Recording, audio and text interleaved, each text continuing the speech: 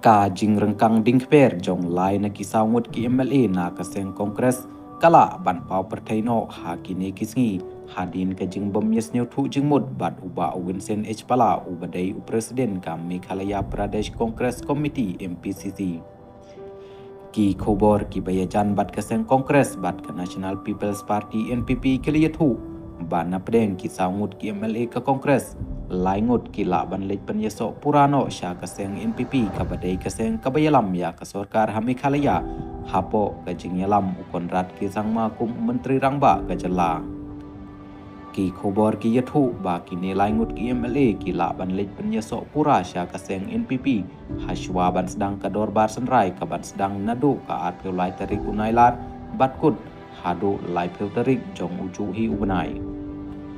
ki MLA ke Kongres kisa menta sasaumud hadin ba UMLA na kambikre konstituensi usaleng sangma ula syajid kum UMP ketura konstituensi Lok Sabha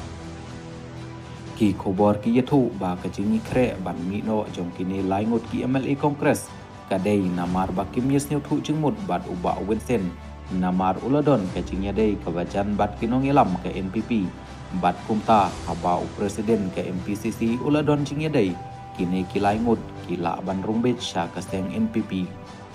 kani ka jingnya per jemut ki MLA ke Kongres kala sedang syua ke election MP Lok Sabha haba kila don ki MLA Kongres ki baklem lami bha ban lej pensyai ya kanong rim sya ki pajba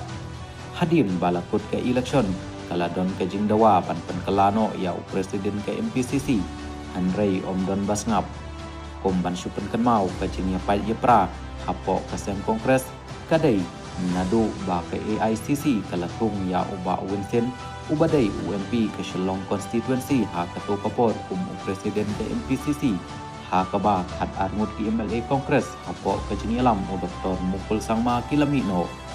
hadin kata tangut ki MLA ke Kongres ki basaru ki lesya penshitom shipor tang namar ki lej ajing kershan ya ke sorkar MDA won